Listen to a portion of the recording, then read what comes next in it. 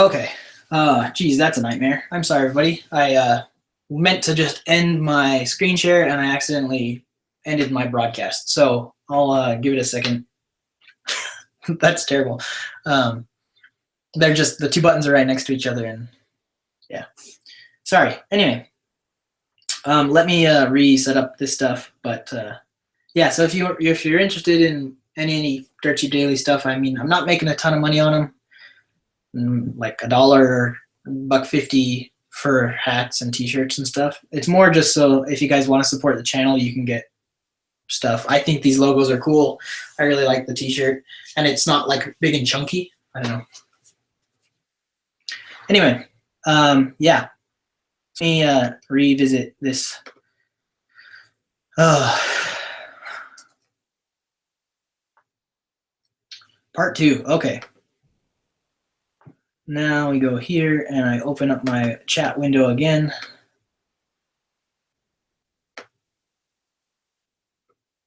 All right, let me see who is here. There's only 2 of you guys. I'm sorry, everybody. That's annoying. I thought we were going good, and then I ruined it. Okay.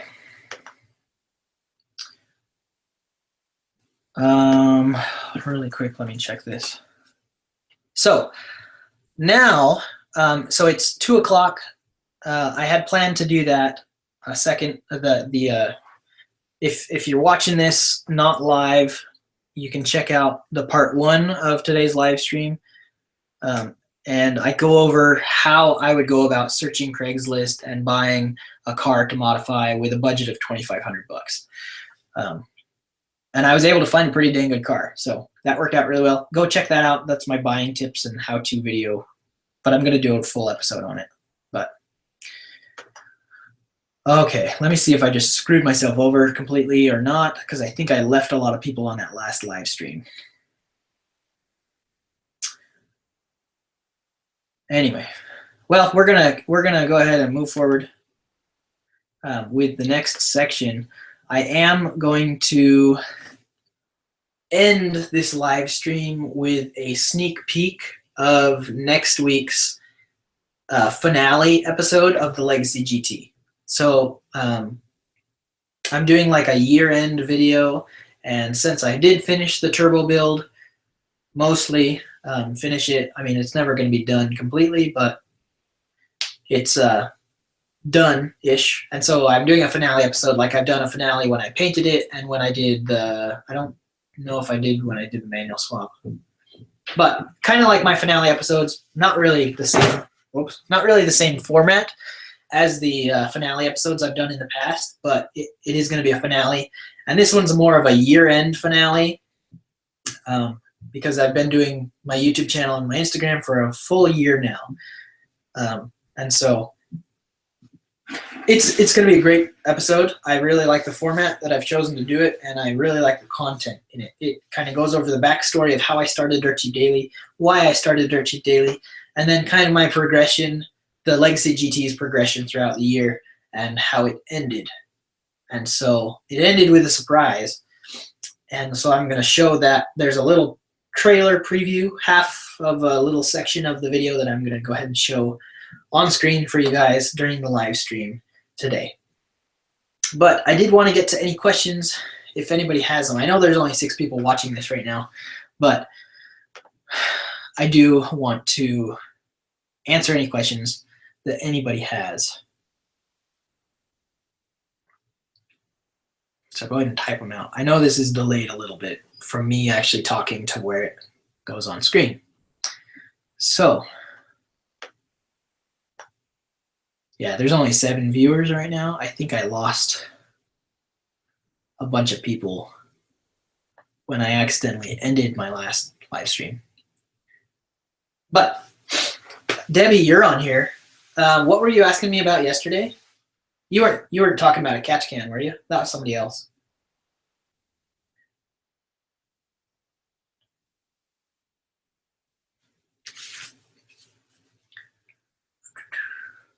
If you guys are interested in buying these stickers or any of my old stickers or any of my old t-shirts, I'm selling those. Just you'll PayPal me it. if you want to get in contact with me, mine is my email is dirtcheapdaily@gmail.com. You can also find me on Facebook at dirtcheapdaily.com or Instagram at dirtcheapdaily, and you direct message me somehow like that. Okay, Ryan. Any chance I know where I could find directions on how to make the resistor box for the transmission for your EZ30D swap? Can you give me a little more information? I don't really know what you're talking about, a resistor box for the transmission. And while you're typing that out, Debbie, as my car is NA, where would I run the catch can? If I was, so it's a turbo now.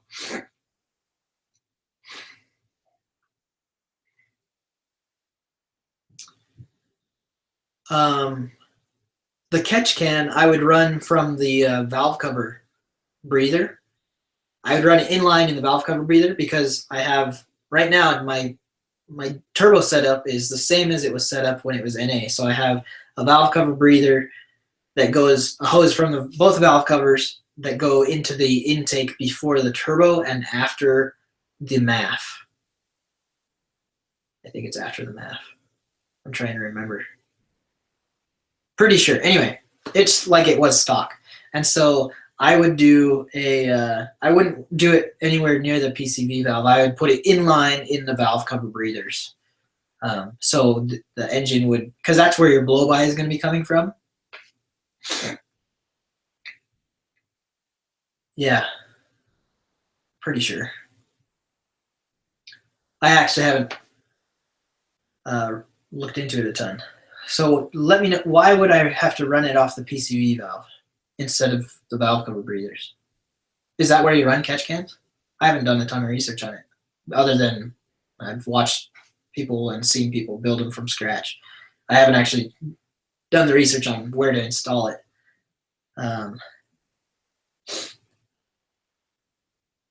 If it has to get run off the PCV, then I just stick it in line on the PCV valve. I'm trying to remember.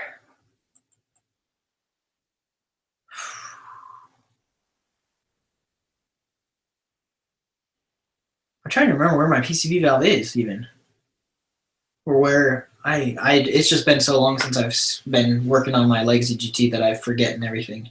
And all I have to like reference in my head is the video that I've taken, and I don't have a ton of really detailed shots of that half of the engine. Anyway.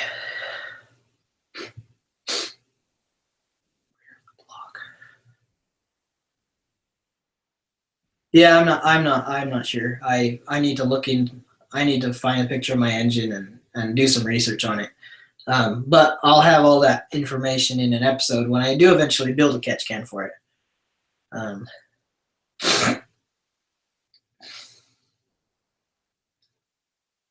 I'm just getting mixed up right now because I'm thinking of the EZ30, and I'm a lot more familiar with the EZ30 right now because I've had it apart so often. Ryan, did you ever let me know? I'm not really sure what you're talking about on how to make a resistor box for the transmission on an EZ30D swap. I have done all the research to know how to do an EZ30D swap, and I haven't run into that. So I'm curious to know what you're talking about. InMotion, what do you think of the Subaru 4-speed EAT? I'm not a big fan of the 4 EAT. Honestly, I don't like it at all. So my opinion is biased. I kind of hate driving automatics. And I know they have some perks. I mean, if you're in stop and go traffic, an automatic is really nice. But I hate automatics. It's just like, it doesn't shift when I want it to. That's my issue. I want to be in control of the gears, and that's why I like manual so much. And the 5 EAT that's in my new Legacy in 05, it's phenomenal. it's heaps and loads better than the 4 EAT. But I've always, it might be just the 4 EATs that I've owned that have been kind of crappy, but I haven't had any good experience with it.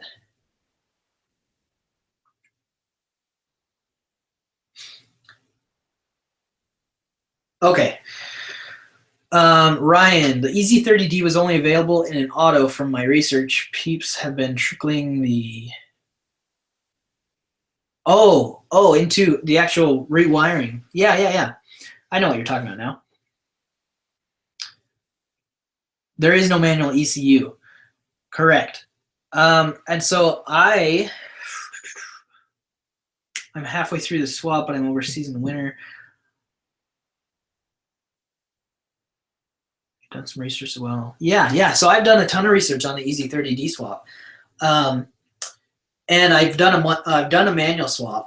And so combining those two, I haven't actually done any research specifically on that because I figured it would be the same as any other motor.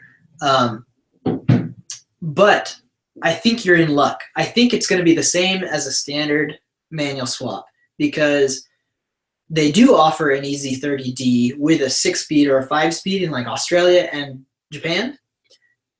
And so the ECU should still have a manual mode. You won't need to get a new ECU because even when you're doing a manual swap on like a 90s legacy, you don't need a manual ECU. You just have to ground the manual pin to let the ECU know that it's in manual mode now and not to expect any TCU readings. And so I think that's going to be the case for the EZ30D ECU. It should. I'm not totally sure. I assumed, and that's why I haven't looked into this. I assume it would have a manual mode that you just have to ground a certain pin. There shouldn't be any pin in it right now in the automatic, but you just ground that pin, and then I have the manual swap episodes, and I have 2 manual swap wiring episodes. There's one that's like a total how-to, and then I have a manual swap wiring update. So take a look at both of those, and those should give you a pretty good idea of how to proceed. Wilson, hi, Weedy. Has he been looking for me? Yeah. So yeah, I'm not positive, but I would assume that's the way that Subaru's done things in the past. Is they do one ECU and then there's a pin on the ECU that you ground to make it manual. And since they offer a manual version of the EZ30D in other countries, I would assume that it's the same, that they're not going to make a manual only ECU and an automatic only ECU, that they would do one ECU and have it be able to switch based on an input. So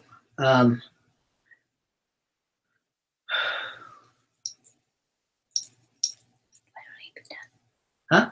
When will you be done today? I'm going to be done. So everybody that's watching, my wife is asking when I'm done today. We're going to go see our grandparents.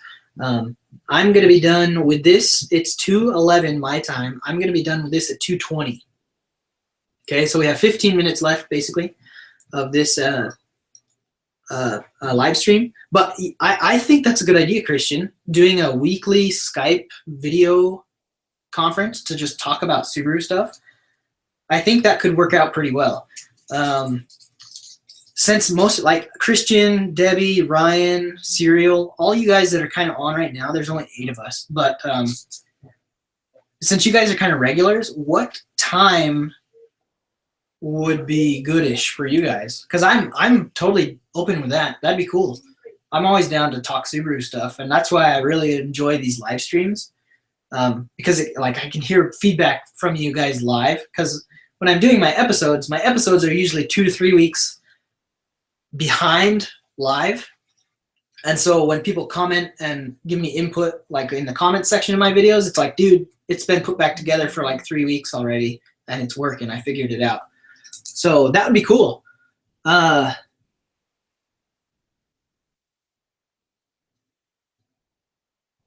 Oh, man, I never knew about that, Ryan. I'll do some research on that and see what I can find. I just assumed it would have the capabilities. Otherwise, in my first manual swap wiring episode, I do have the how to trick your ECU into thinking it's. I mean, I ran my legacy off of in automatic mode for a few weeks before I put it into manual mode, and it worked just fine. You just trick it into thinking it's in either park or neutral all the time, and then you disable the lockout, the key lockout, so you can always take the key out. And mine, I didn't ever have any issues, because then you're just dealing with the TCU. The engine will run just fine still. You might have a little bit higher idle because it still thinks it's an automatic, so it needs that extra oomph to keep the torque converter going. But besides that, it should work. I mean, it's at least a temporary solution until we can figure out the real way to do it. Earlier in the day is better for you. Oh man, it's 11. Ryan, where are you at again?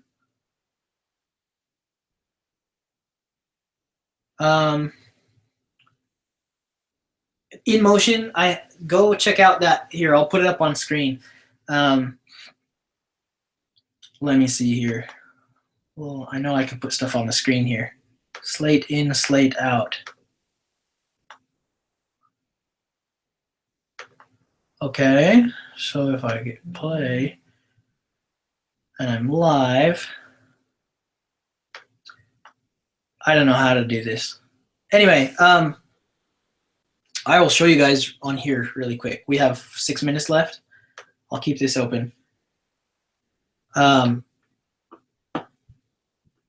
Whoa, dude, you're in Dubai. Why are you in Dubai? I've always wanted to go to UAE. I hear the car culture there is pretty sweet. Okay, let me screen share and I'll show you guys really quick how to. I want to do this one. So I'm going to go to YouTube. Oh, no. Not there. Shoot. Where am I? Zazzle. Okay, sorry, guys. So I go to YouTube. I almost ended this live stream again. Okay.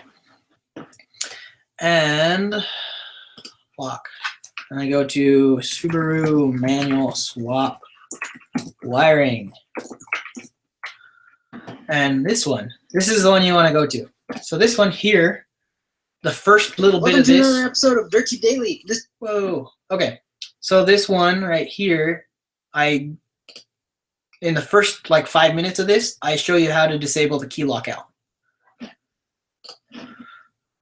So yada, yada, yada. Basically, right here on the shift column, I'm going to make this big.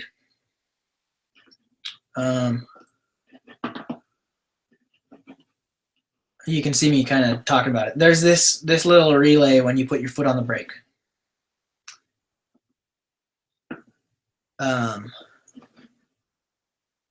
And so basically you just rig this up. It's over here. Let me skip forward a little bit.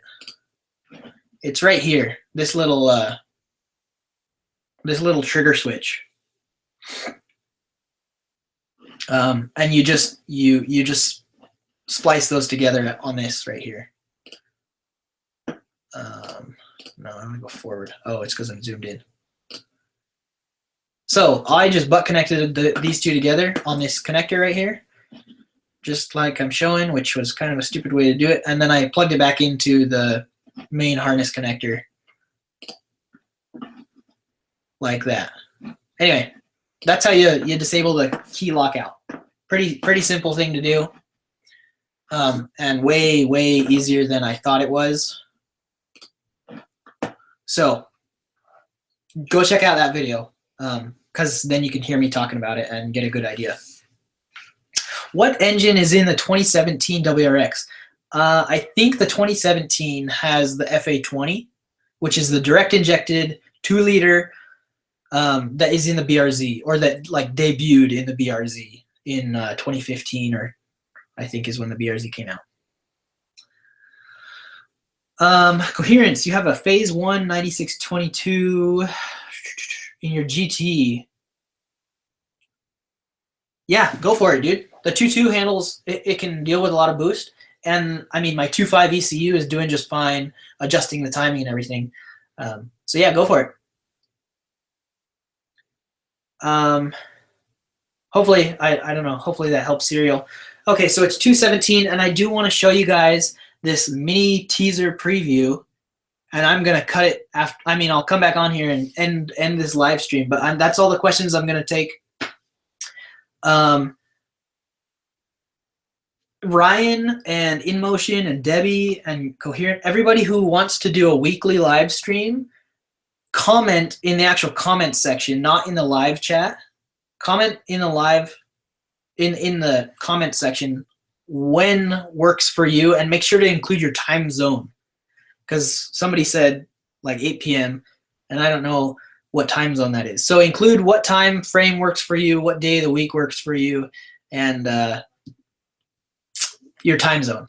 And then I'll kind of take all those into account and kind of make it fit for the most number of people. And I might do like a rotating thing where on the first week of the month, I do it on such and such a day at this time, on the second week of the month. Anyway, kind of make it so everybody can participate, because I think these are great. Oh man, the 2017 in pearl white. I love it. Okay, so I'm going to show you guys this.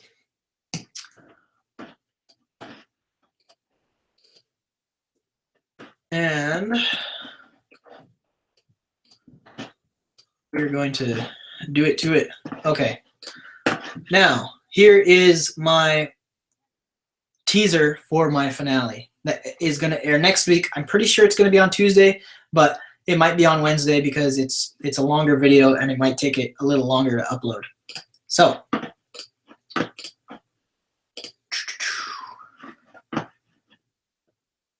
I want to make sure this still works, and so I'm kind of waiting for it to catch up.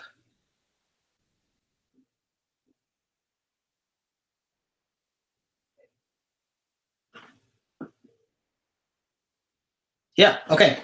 Sorry.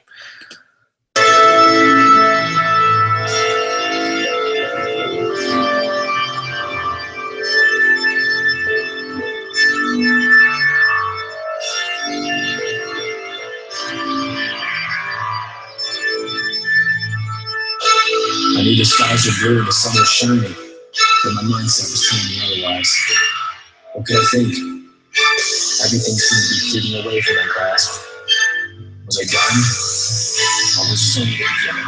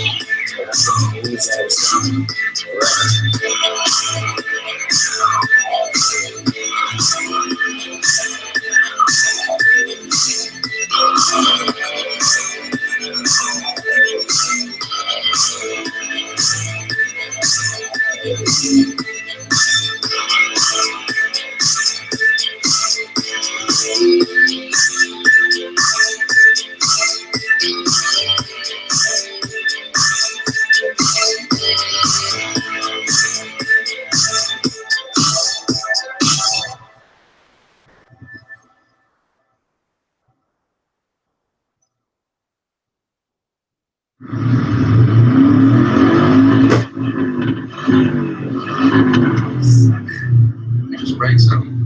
Yeah.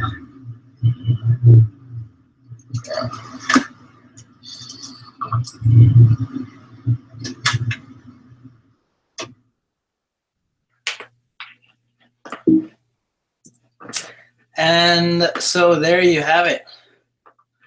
That's just a little teaser. It's kind of a cutoff. Just a teaser for the finale, just to kind of get you guys excited for it. And I'm not going to say anything about it. I busted something. Anyway, yeah, stay tuned for next week. Again, I'm not totally sure if it's going to be on Tuesday. I'm really pushing to have it done on Tuesday, but I don't really have a way to control my upload speed because it's slow, and so it might take until Wednesday. So yeah, anyway, thanks everybody for joining in. I really appreciate you guys being here. It's always fun for me. There's not that many people here, but it's enjoyable. So comment if you want to be a part of a weekly live stream Subi session, because that would be fun to do, and I'm totally fine with hosting that. So thanks for watching. Yeah, we'll see ya.